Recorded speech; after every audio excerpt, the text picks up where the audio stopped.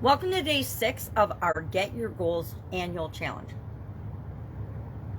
Sharon Horne-Ellstrom here. Do you like how this filter leaves my lips on the outside of my cup when I drink? I think it's hilarious. Anyway, today, day 6, we're going to talk about, yesterday we listed out our beliefs, and I think I only wrote down about 10 or 12, and I've got room for about 5 more, and I'll continue to add to that list as we go through the challenge, because one of the best things we can ever do is think about and analyze our beliefs and our thoughts and our feelings about different topics with respect to goals when it comes to this challenge. What do we believe? And there's a lot of beliefs I realize that I still have about goals, like they're for other people, they're not for me. Or do I deserve to get my goals? I don't know if that still crops up for some of you, but I have some big, hairy, audacious goals, big lifelong legacy goals. And every once in a while, I will undermine myself. My subconscious will undermine me, or my ego will, and say, well, what makes you think you deserve that goal? What makes you think you deserve to have that type of a result in your life? And so that is a belief, that is a goal-related belief that has got to go once and for all. But it never does once and for all, because I've been working on it for years. They crop back in. They rear their ugly heads whenever they're triggered by past beliefs or situations. And so we have to have a strategy for handling those.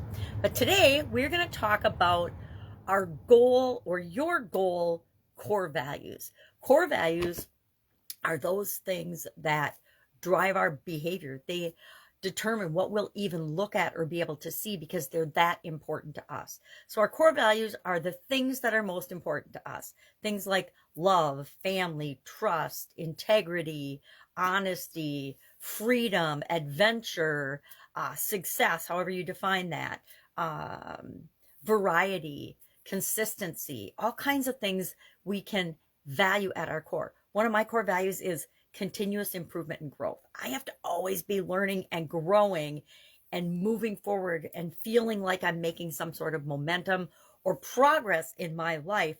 It's just inherent in my nature. It's a core value for me to have to be improving and growing and learning.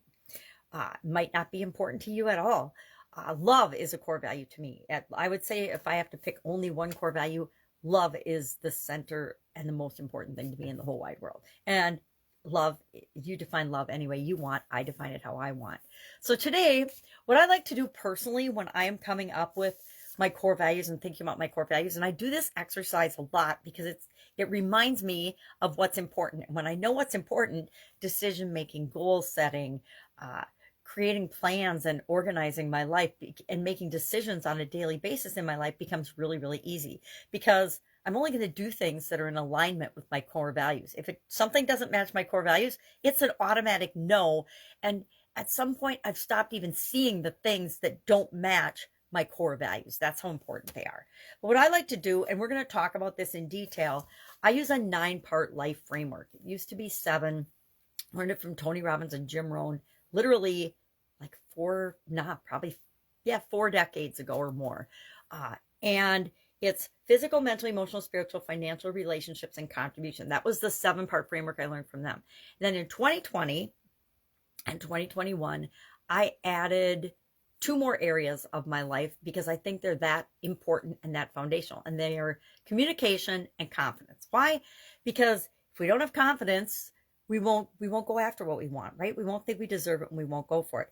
If we can't communicate what it is that we want and understand other people's communicating with us, it impacts every area and aspect of our life. So I added those because I think they're just as foundational as our physical, mental, spiritual, financial, contribution, relationships, well-being in each of those areas and aspects of our life.